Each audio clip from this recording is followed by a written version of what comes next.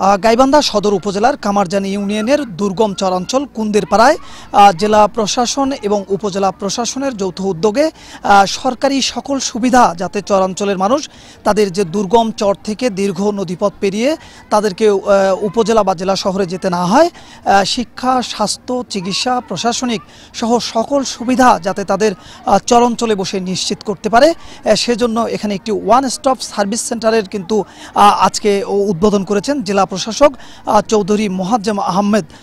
এই one stop service centre চালু হওয়াতে কিন্তু চরাঞ্চলের মানুষ খুশি। তারা যেটি বলছেন যে দীর্ঘ নদীপথ পেরিয়ে দুর্গম চরাঞ্চল থেকে তাদেরকে আর জেলা বা উপজেলায় যেতে হবে না। একজন সরকারি কর্মকর্তার মাধ্যমে প্রতিদিন কিন্তু তাদের দুর্গম চরাঞ্চলে বসে তারা সেই সরকারি সুবিধাটা পাবেন। এখন হলো আমরা যে কোনো মুহূর্তে স্যারেরা আমাদের এখানে আসলে আমাদের মতামত আমরা জানাতে পারবো। জমিনের ব্যাপারে হোক, স্বাস্থ্যসেবায় হোক, যে কোনো পরামর্শ আমরা করতে পারবো। সে দেখাশোনা করবো, ফেরা হলো আমরাও বুঝবো, সবকিছু শুনতে পারবো, আমরাও করতে পারবো। পাশাপাশি আজকে একই সময়ে কিন্তু দীর্ঘদিনের প্রত্যাশিত একটি স্কুল ভবন এবং একটি স্বাস্থ্য কেন্দ্রও কিন্তু আজকে এই দুর্গম চরাঞ্চলের মানুষের জন্য জেলা প্রশাসক উদ্বোধন করেছেন।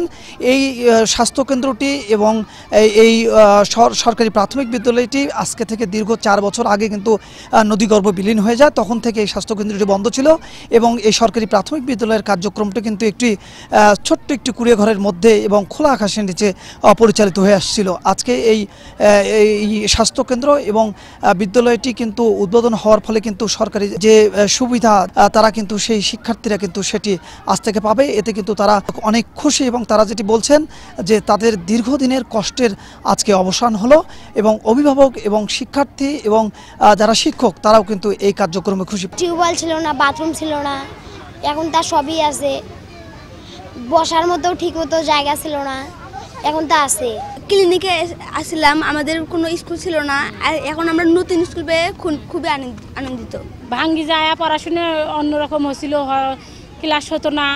তখন একটা যে এলাকার মধ্যে একটা ক্লিনিক ছিল, সেই ক্লিনিকে বাচ্চারা পড়াশোনা করতো, ধুলে বালু, বাচ্চাদের অসুখ বিসুখ হতো, মানে অনেক সমস্যা দেখা দিত। এখন আমরা সবাই খুশি। আজকের দিনটা আমাদের বাচ্চাদের কাছে, আমাদের শিক্ষার্থীদের কাছে, আমাদের চরাঞ্চলের লোকদের কাছে, শিক্ষকদের কাছে, সবার কাছে একটা ঈদের দিনের মতো।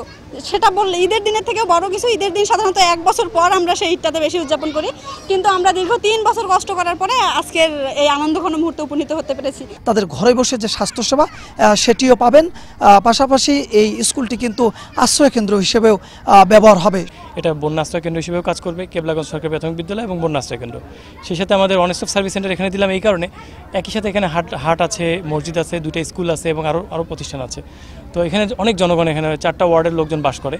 তো এতগুলো জনগণ কিন্তু নদীর ওপারে যে সরকারি সেবা নেওয়া একটু টাফ হয়ে যায়। তো সেক্ষেত্রে আমরা চাচ্ছি যে এখানে এসে আমাদের যারা সরকারি কর্মকর্তা বা কর্মচারী আছেন তারা সপ্তাহে একটা নির্দিষ্ট সময় নির্দিষ্ট দিন তারা আসবেন, এসে 2 ঘন্টা বসে আমাদের এই চরাঞ্চলের জনগণকে সেবা দিয়ে চলে যাবেন। একটা চরে যাতে সব ধরনের সুবিধা পাওয়া যায়, সেটার জন্য যে ধরনের অবকাঠামোর সুবিধা, পাশাপাশি যে ধরনের লজিস্টিক, তারপর আপনার যে হিউম্যান রিসোর্স, সবগুলো তারা ম্যানেজ করার ব্যবস্থা করেছে এবং তারা একটা ওয়ান স্টপ সার্ভিস সেন্টার করেছে। সেখানে আপনারা দেখবেন যে সবার যারা দায়িত্ব পালন করবে তার সবার মোবাইল নাম্বার দেওয়া আছে, কে দায়িত্ব পালন করবেন তার তথ্য দেওয়া আছে।